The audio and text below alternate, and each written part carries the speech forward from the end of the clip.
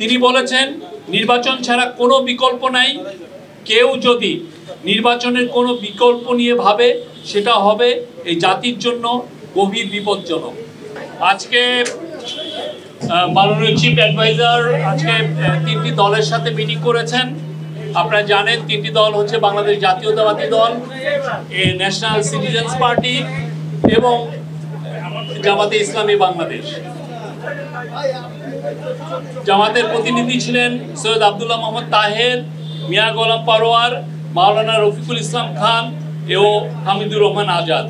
এনসিপির প্রতিনিধি দলে ছিলেন আরিফুল ইসলাম হাবিব, ডক্টর তাসলিম জারা, হাসনাত আবদুল্লাহ, আব্দুল হান্নান মাসুদ।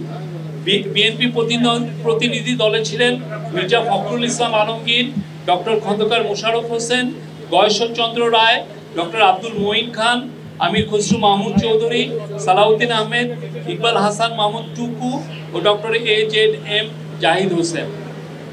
আপনারা প্রত্যেকটা পার্টি আপনাদের সাথে প্রেস কনফারেন্স করেছে এবং তারা জানিয়েছে তারা কি কি বিষয়ে আলাপ করেছে। আমি শুধু আমাদের চিফ অ্যাডভাইজার তার মিটিংয়ে কি বলেছেন সেটার উপরে আমি একটু হাইলাইট করছি।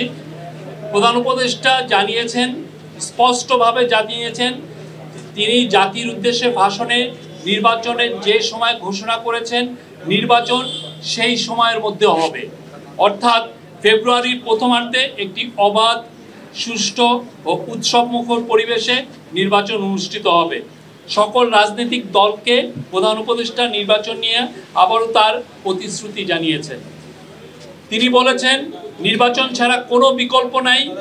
কেউ যদি নির্বাচনের কোনো বিকল্প নিয়ে ভাবে সেটা হবে এই জাতির জন্য গভীর বিপজ্জনক। আজকে মিটিংগুলোর মাঝামাঝি সময়ই চিফ অ্যাডভাইজারের সাথে vice president of national consensus commission আর ডক্টর আলী রিয়াজ এবং প্রধান উপদেষ্টার বিশেষ সহকারী মুনির হায়দার দেখা করেছেন। প্রফেসর আলী রিয়াজ জুলাই সনদ চূড়ান্ত করার বিষয়ে কি কি অগ্রগতি হচ্ছে সে বিষয়ে প্রধান উপদেষ্টাকে অবহিত করেছেন। এর পাশাপাশি রাজনৈতিক দলগুলো জুলাই সনদ বাস্তবায়নের বিষয়ে কি মতামত দিয়েছেন সেটা নিয়েও আলোচনা হয়েছে।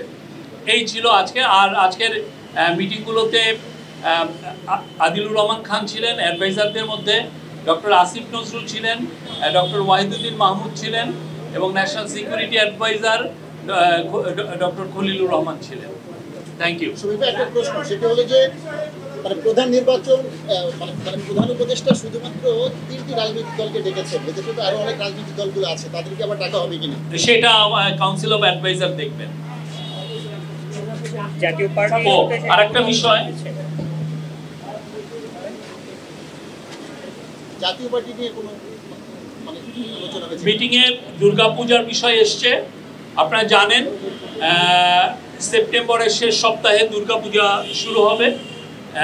দুর্গাপূজা ঘিরে যেন দেশে কোনো ধরনের ষড়যন্ত্র কেউ যেন অস্থিতিশীল পরিস্থিতি সৃষ্টি করতে না পারে সে বিষয়ে সকল রাজনৈতিক দলকে সজাগ থাকার এবং সকলের সহযোগিতা চেয়েছেন প্রফেসর মোহাম্মদ ইউনূস। জাতীয় পার্টির সাথে কোনো আলোচনা হয়েছে? জাতীয় পার্টি বিষয়ে আলোচনা হয়েছে। এক একটা পার্টি এক এক রকমের তাদের মতামত দিয়েছেন, চিফ অ্যাডভাইজার এটা শুনেছেন। জামায়াতের পক্ষ থেকে বলা হয়েছে যে আইন শৃঙ্খলা পরিস্থিতি এবং অন্যান্য যে বিষয়গুলো সেখানে তারা নির্বাচন নিয়ে নীল নকশা দেখতে পাচ্ছে, সেই বিষয়টা তারা তাদের বক্তব্য আপনাদেরকে জানিয়েছেন। আমাদের এখানে নতুন করে অ্যাড করার কিছু নেই।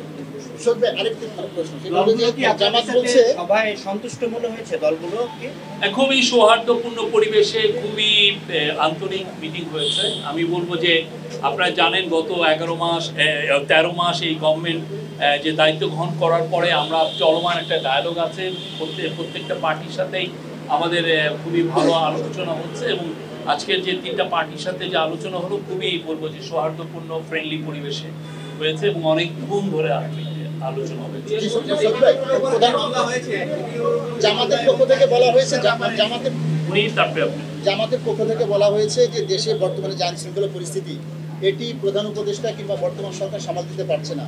জাতীয় নির্বাচন একটি বড় বিষয়, সেই বিষয়টা সামাল দেওয়ার সক্ষমতা এই সরকারের আছে কিনা, এই বিষয়ে আপনারা কি বলবেন? এই বিষয়ে আমরা তো কাজ করছি এবং আমরা প্রধান উপদেষ্টা বলেছেন যে খুবই নির্বাচন সুষ্ঠু, ফেয়ার, পিসফুল এবং ফেস্টিভ হবে, উৎসব মুখর পরিবেশও হবে। এবং উনি বারবার তো এর আগে বারবার বলেছেন এটা বাংলাদেশের ইতিহাসে one of the best election হবে।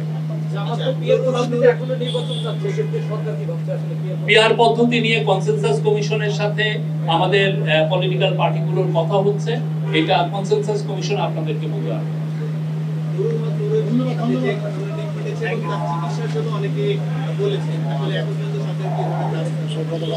গতকালকে আমরা এটা নিয়ে একটা বড় প্রেস রিলিজ দিয়েছি, আমরা বলেছি তার যদি প্রয়োজন হয় সেক্ষেত্রে বিদেশেও পাঠানো হতে পারে, এটা আমরা কালকে জানিয়েছি।